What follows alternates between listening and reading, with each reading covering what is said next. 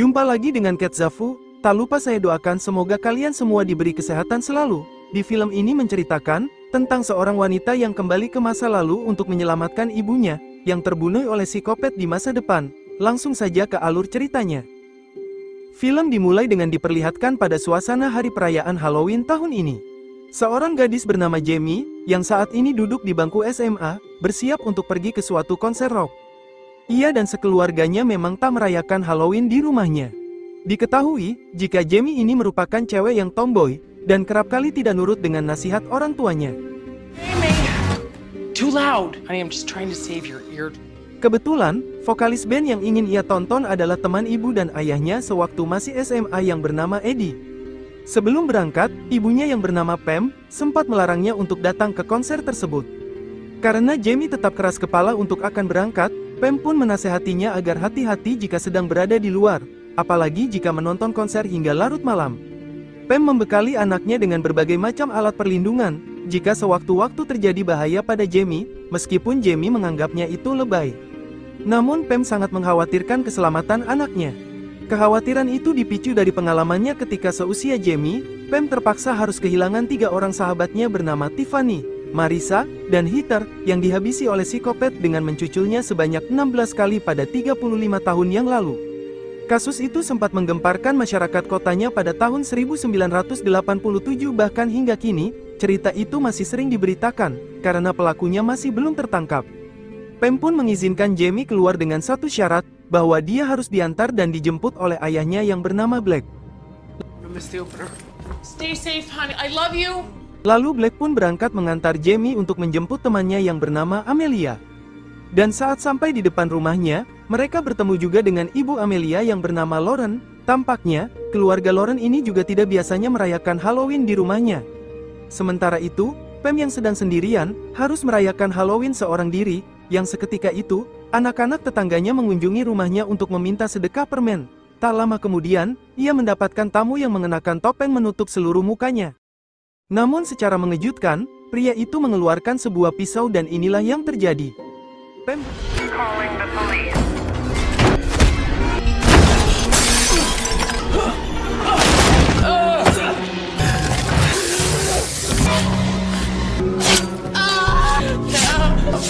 Pam berusaha untuk melindungi dirinya, namun ia pun harus tumbang dihabisi pria bertopeng itu.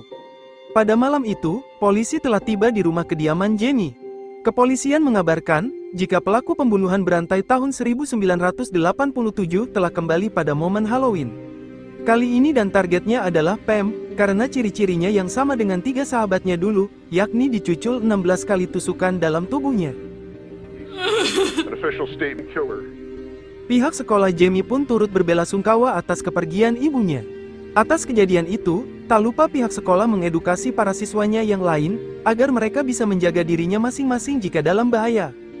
Di depan kelas, kepala sekolah bernama Doug, dan pelatih bela diri bernama Randy, dan kepolisian bernama Kara, memberikan arahan pertahanan pada diri siswa di situ, jika seandainya mereka bertemu dengan psikopat tersebut. Sebelumnya, cerita pembunuh berantai ini populer disebut oleh masyarakat bernama Sweet 16 Killer, karena keunikan mereka menghabisi korbannya dengan menikam sebanyak 16 kali. Dan seluruh korbannya adalah grup wanita yang menamai diri mereka dengan Molly Gang, yang beranggotakan Pam, dan ketiga temannya semasa SMA. Informasi ini diceritakan secara detail, oleh salah satu alumni SMA yang seangkatan dengan Pam yang bernama Chris. Saat ini, Chris adalah seorang jurnalis dan pembawa acara podcast, yang membahas mengenai sejarah Sweet 16 Killer. Dari hal itu, sehingga Jamie menemuinya untuk menanyakan informasi yang berkaitan dengan kematian ibunya. Chris mengatakan bahwa, sebelum Pam tewas, dia meminta bantuan agar menyelidiki kasus tersebut di saat kepolisian telah menyerah menemukan pelakunya, hingga Pam memberikan secarik kertas yang berisi ancaman pembunuhan dari sang pelaku, yang pernah diberikan kepada Chris pada tahun 1987. Itu berarti, Pam menyembunyikan kekhawatirannya selama 35 tahun pada keluarganya termasuk Jamie juga. Jamie tak habis pikir, jika ibunya merasa ketakutan dan tertekan selama 35 tahun karena ancaman itu. Hingga ia pun bercerita masalah itu pada Amelia yang kebetulan, ia sedang mempersiapkan acara pameran karya ilmiah di sekolahnya. Amelia yang dikenal jenius, membuat suatu karya ilmiah yang tidak biasa yakni, sebuah mesin waktu. Ia mengatakan, jika penelitiannya ini berhasil, maka ia bisa membuat siapapun pergi ke masa lalu. Ia juga menempatkan titik waktu pada tahun 1987, yaitu saat kasus Sweet 16 Killer sebelum terjadi. Ia berpikir, dengan kembali pada 1987, mereka bisa menghentikan aksi pembunuhan berantai itu, dan bisa mengembalikan ibu Jamie untuk hidup kembali. Di kesehariannya, Jamie sering merasa tidak nyaman, dan merasa jika ada seseorang yang membuntutinya dari belakang. Dan benar saja, ternyata ada seseorang misterius yang mengawasinya.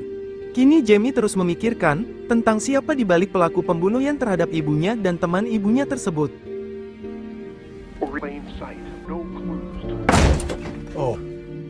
Hingga pada suatu malam, ia kembali untuk menemui Amelia di pameran, dan memutuskan untuk menghentikan teror Sweet 16 Killer.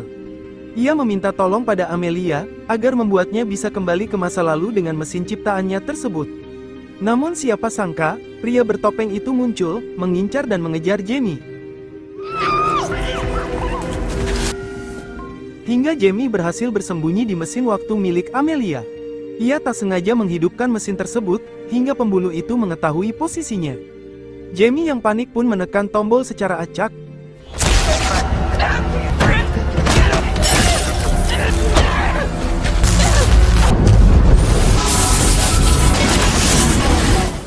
Akhirnya Jamie berhasil melompat kembali ke tahun 1987. Excuse me, what year is it? 1987. For Pam Hughes, where you should be. Lalu, ia bergegas untuk segera menemui ibunya, yang pada saat itu masih bersekolah di SMA sama seperti Jamie. Kemudian, ia mengunjungi sekolahnya dan mengaku sebagai siswa pertukaran dari Kanada. Ia langsung mendapatkan jadwal kelas olahraga saat itu juga. Terlihat, suasana siswa di sana sedang beraktivitas lempar tangkap bola. Jamie tak menyangka, ketika ia bertemu dengan ketiga korban Sweet 16 Killer yaitu Tiffany, Marissa dan Heather di sana. Di saat itu juga, ia bertemu dengan ibunya yang masih muda, yang diketahui, sifatnya yang sangat buruk. You're out, bitch! Pam Miller's the wicked witch of...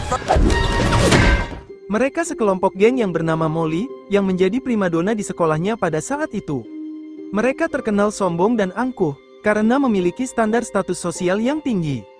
Seperti ketika Jamie mencoba berkenalan dengan mereka sebagai siswa pertukaran, jawaban mereka seperti tak bersahabat dengan orang baru. Saat itu, Tiffany mengingatkan teman-temannya soal pesta ulang tahunnya, seakan tak pernah tahu bahwa dia akan terbunuh pada perayaan itu.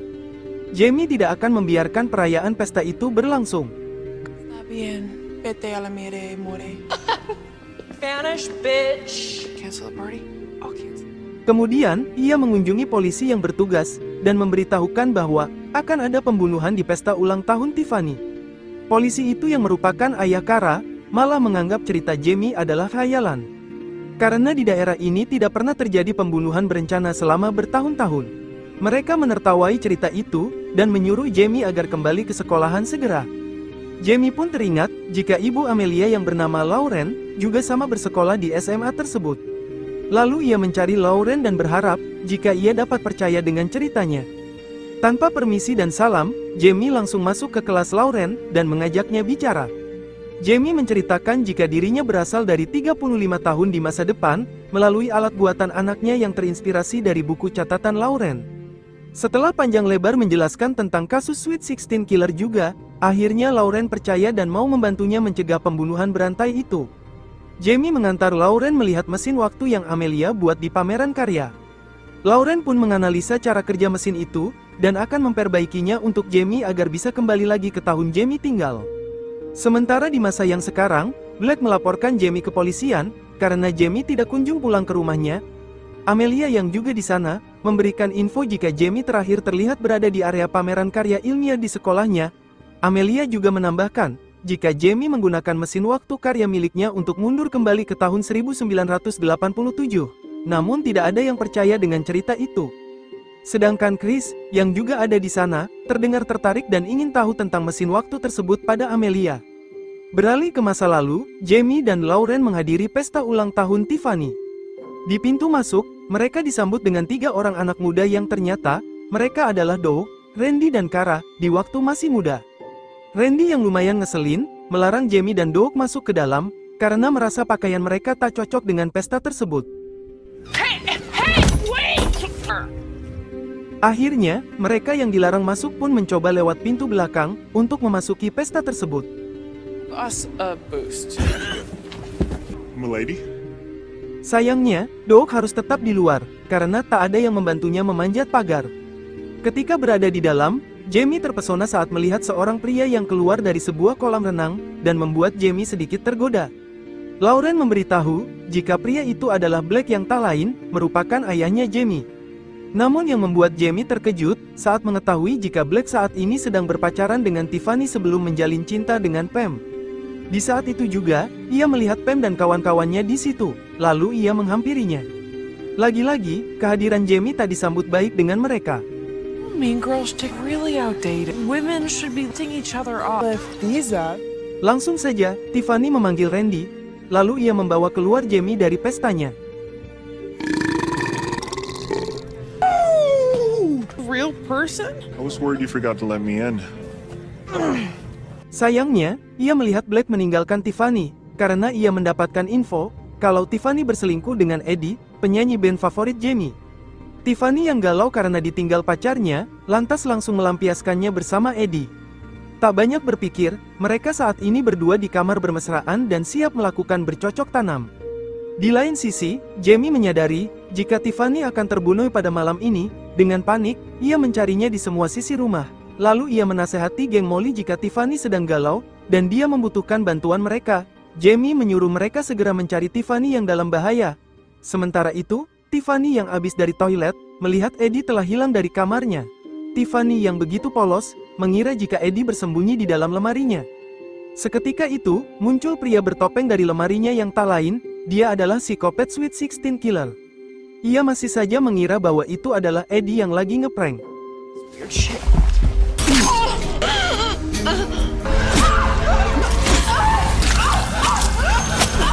Jamie yang mengetahui ada teriakan di dalam sebuah kamar, segera mendobrak pintunya.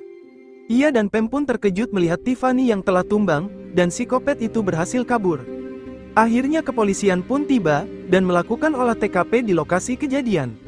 Satu persatu saksi dimintai keterangan, tak ada satupun undangan yang mencurigakan, dan berpotensi sebagai pelakunya.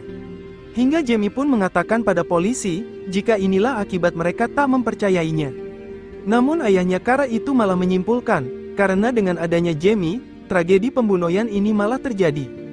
Never been a murderer until you showed. Trying to stop it. Tell him the truth, Sheriff. Suasana yang mencekam membuat para undangan panik dan membubarkan diri. Jamie mengikuti Pam untuk memastikannya dia tetap aman sampai rumah. Pam pun bertanya, mengapa Jamie bisa tahu jika Tiffany dalam bahaya. Jamie yang belum bisa terus terang pada Pam pun mengatakan, bahwa ia adalah paranormal, dan memiliki penglihatan di masa depan. Jamie menambahkan, jika Marissa dan Heather termasuk Pam juga, dalam incaran oleh psikopat tersebut. Jadi ia kini sedang mencoba menghalangi aksi pembunuhan tersebut. Akhirnya Pam pun percaya, lalu ia berkumpul di rumahnya. Jamie mencoba menanyai Pam, tentang mungkin ada seseorang yang membenci geng Molly. Pam pun mencoba menebak beberapa nama seseorang, namun belum kunjung mendapatkan petunjuk. Hingga Jamie pun keceplosan mengenai hubungan Pam dan Blake di masa mendatang. Pam pun kaget dan senang mendengarnya, jika ia akan berjodoh dengan Blake di masa depan. You know, I have always been secretly obsessed. I'm gonna have sex with Blake. No hooking up with Blake. Scene kembali pada masa sekarang, Amelia yang sedang sibuk membuat mesin waktunya yang baru, tiba-tiba dikunjungi oleh Chris. Chris menanyakan, bagaimana mesin waktu itu bisa bekerja pada Jamie. Selain itu, Chris juga memberikan beberapa informasi yang ia kumpulkan sejak tahun 1987. Siapa sangka, jika salah satu foto TKP tersebut, juga terdapat foto Jamie yang mengartikan, bahwa aktivitas Jamie yang pergi ke masa lalu, bisa berpengaruh di masa depan ataupun masa kini. Kembali di masa lalu, menurut informasi, korban selanjutnya adalah Marissa, yang terbunuh pada saat ultahnya ke-16 tahun. TKP tempat Marissa terbunuh yakni, di rumah kayu di tengah hutan. Pada saat di sekolah, Jamie pun memberikan saran pada Marissa, jika ultahnya lebih baik dirayakan di tempat yang lebih ramai saja. Marissa pun menyetujuinya, dan ia berencana untuk merayakan ultahnya di kondominium milik orang tuanya. Yes, condo birthday. Also, Singkat cerita, mereka pun berangkat berempat menaiki mobil. Dalam perjalanan, Jamie ketiduran di mobil, karena semalaman kurang tidur. Tidak lama kemudian, mereka membangunkan tidurnya, dan betapa kagetnya Jamie, karena malah berada di sebuah rumah kayu di tengah hutan. Jamie pun mengatakan, mengapa kita berada di rumah kayu? Marissa pun mengatakan jika inilah kondominium milik orang tuanya. Jamie tak habis pikir, jika hal ini justru akan membuat tragedi itu terulang kembali, Marissa yang terbunuh di rumah kayu. Jamie pun segera meminta mereka untuk kembali pulang. Targeting your friend group. Oh my god! I forgot to bring vodka. Namun di belakang, Black dan kawan-kawannya telah menyusul dan bergabung ke dalam rumah kayu. Mereka memulai berkumpul bersama, dengan makan cemilan dan minum di meja di dapur. Lalu Jamie memberikan arahan kepada mereka semua untuk tetap selalu bersama, terutama Marissa, jangan pernah pergi sendirian. Namun lagi-lagi, omongan Jamie tidak dihiraukan oleh kawan-kawannya. Hingga malam pun tiba, 5 orang dari mereka mandi di air hangat bersama di luar rumah.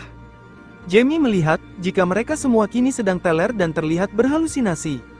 Kara mengatakan, jika mereka barusan telah mengonsumsi narkoboy saat makan di dapur, sehingga mereka semua jadi teler. This is just dirt. The earth where we sorry. Karena sudah larut malam, Jamie menyuruh mereka semua masuk ke dalam rumah dengan cara berbohong, jika di dalam ada pizza untuk mereka. Di saat akan masuk ke dalam rumah, tiba-tiba saja, Randy yang dalam keadaan teler, melarang Jamie masuk dan menguncinya di luar rumah. Di saat yang lain sibuk berhalusinasi mengenai pizza, Jamie melihat jendela lantai 2 yang terbuka, padahal sebelumnya ia telah memastikan semuanya terkunci. Ia segera memberitahu Kara dan yang lainnya dari luar, jika mungkin saja ada seseorang dari luar yang masuk. Sayangnya, suara Jamie tak terdengar oleh mereka, karena mereka semua sedang sibuk dengan urusannya masing-masing. Hingga suatu ketika di kamar tempat Heather sendirian yang sedang tidur nyenyak, pembunuh itu muncul.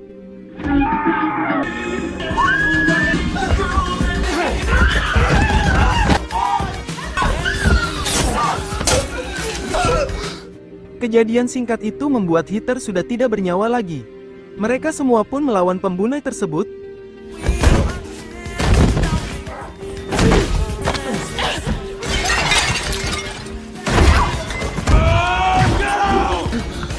Kejadian mengerikan tersebut membuat mereka shock dan menyesal tidak mendengarkan perkataan Jamie dari awal. Seandainya mereka tak berlibur di tengah hutan, kemungkinan pembunuhan bisa dicegah. Kini mereka melapor kejadian tersebut pada polisi. Namun ketika Jamie memberikan sampel DNA darah milik psikopat, polisi tersebut bingung dengan itu. Jamie baru sadar kalau dirinya berada di tahun 1987 yang dimana masih belum ada teknologi identifikasi DNA darah seseorang. Alright, now let's get serious. Pada keesokan harinya, Jamie mengunjungi Lauren di pameran untuk menanyakan hasil perkembangan mesin waktu tersebut. Lauren menginformasikan jika dirinya berhasil memperbaiki mesin waktu tersebut dengan menambahkan beberapa modifikasi. Namun mesin waktu tersebut harus dijalankan menggunakan daya listrik yang sangat kuat. Karena daya listrik saat ini masih belum cukup untuk mengaktifkan kembali. Jamie pun mempunyai ide, bagaimana jika memakai daya listrik milik wahana pesawat kuantum di sana sebagai pemicu dayanya. Ternyata idenya itu cukup bagus, dan Lauren segera melakukan instalasi pada wahana itu. Tiba di hari perayaan Halloween 1987 yang diperkirakan akan terjadi pembunuhan berikutnya. Jamie, Pam dan kawan-kawannya saat ini membuat suatu rencana untuk menangkap psikopat itu, karena mereka akhirnya mulai percaya pada perkataan Jamie dan mengikuti arahannya. Jamie berkata jika mereka semua bisa menjadi target berikutnya. Namun yang paling masuk akal target selanjutnya adalah Marissa, sehingga Jamie memberikannya sebuah alat alarm tanda bahaya yang bisa digunakan ketika dirinya dalam bahaya. Jamie mengatakan jika mereka harus melindungi satu sama lain jika ingin psikopat tersebut kalah. Rencana itu pun dimulai dari Marissa yang akan masuk ke sebuah wahana rumah boneka hantu sendirian.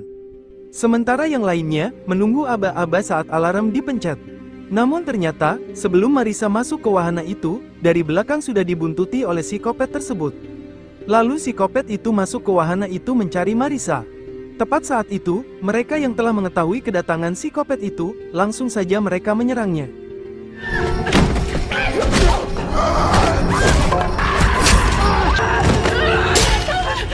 I told you I wasn't the killer. Akhirnya mereka bisa menumbangkan psikopat tersebut. Kini terungkaplah bahwa pelaku Sweet 16 Killer adalah Doug, yang saat ini di masa depan telah menjadi kepala sekolah mereka. Mereka semua pun kaget mengapa Doug melakukan ini, karena geng Molly tak pernah bermasalah dengannya. Hingga ketika Jamie melihat kalung Doug yang berisi foto salah satu teman mereka yang bernama Trish. Diceritakan, jika Trish adalah pacar Doug yang meninggal karena kecelakaan saat musim panas. Karena pada saat itu, Trish sedang teler dan tidak bisa mengontrol kendaraannya waktu menyetir. Permasalahannya, Tiffany lah yang membuatnya mabuk, hanya karena ingin tahu rahasia Trish yang diisukan memiliki hubungan dengan orang lain yang Tiffany suka. Dengan membuatnya mabuk, Tiffany, Marissa dan Heather memaksa Trish mengaku kebenarannya walau Trish telah menolak. Jamie pun kecewa pada mereka, yang ternyata penyebab teror ini datang karena pemicunya adalah mereka sendiri. Pam pun membantah, jika waktu itu, ia dengan gengnya tidak saling berkomunikasi dan merencanakan hal itu. Namun Jamie mengatakan, mengapa Doug juga menyelipkan kertas ancaman pada Pam. Ketika mereka sibuk berdebat mengenai alasannya itu dan tiba-tiba,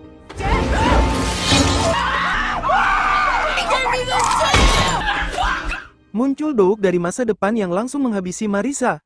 Jamie mengira bahwa Doug dewasa telah berhasil masuk melalui mesin waktu yang baru dibuat oleh Amelia. Lauren telah mempersiapkan mesin waktunya dan segera menuju ke situ untuk mengantarkan Jamie agar kembali ke masa sekarang. Saat di dalam wahana, Lauren mengatakan jika Jamie harus berada di tengah di perputarannya saat mesin mulai bekerja. Jika tidak, maka Jamie tidak akan berhasil kembali ke masa sekarang dan akan terbunuh. I said hi. My mom this. Okay. Bye. Tak lama, Doug telah tiba di situ dan mencoba menghentikan aksi mereka. Get out! I'm gonna take him with me. I'm living in here. Go! Beruntungnya, Lauren berhasil turun dari wahana. Di saat itu juga, Pam datang melindungi Jamie yang hampir terbunuh oleh si Doug.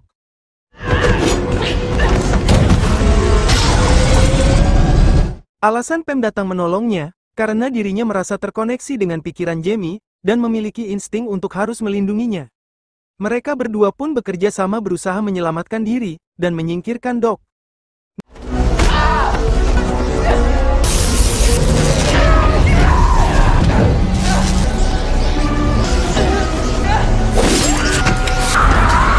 Namun betapa terkejutnya, ternyata Chrislah psikopat bertopeng tersebut. Dan terungkaplah, Chris adalah pelaku yang menghabisi Pam di masa depan. Ia melakukan ini, karena dirinya termotivasi untuk mengangkat kembali cerita Sweet 16 Killer yang hampir tenggelam dan sepi.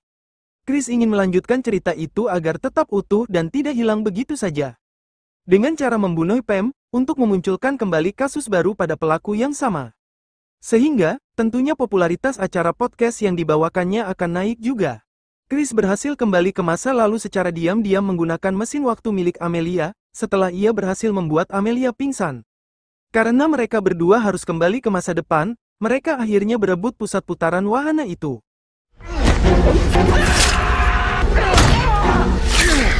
You shouldn't have time traveled. Akhirnya, Chris gagal merebut putaran tengah wahana itu, dan ia pun tumbang di masa lalu. Sementara Jamie, merasakan runtutan perjalanan waktu dalam pikirannya, seakan ia akan maju ke masa depan. Setelah putaran itu berhenti, ia keluar dan merasa telah kembali di masa depan. Ia langsung berlari ke rumahnya saat ini, untuk mengetahui apakah usaha dirinya berhasil.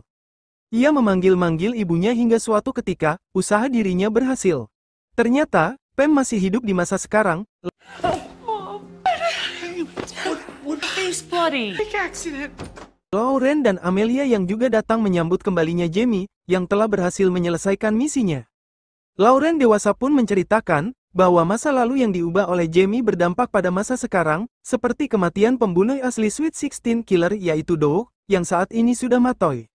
Ternyata saat ini, Jamie memiliki kakak laki-laki yang bernama Jamie juga.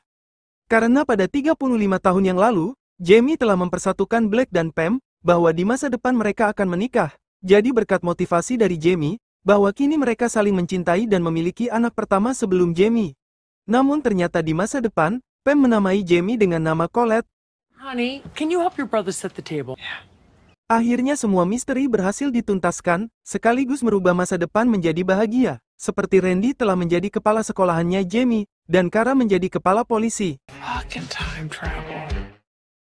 Terima kasih sudah menonton alur cerita film berjudul Totally Killer. Tulis komentarmu tentang video ini. Jika suka dengan video ini, klik like, share, dan subscribe untuk mendapatkan notifikasi video terbaru selanjutnya. Dan semoga kalian semua diberi kesehatan dan dilancarkan rezekinya selalu.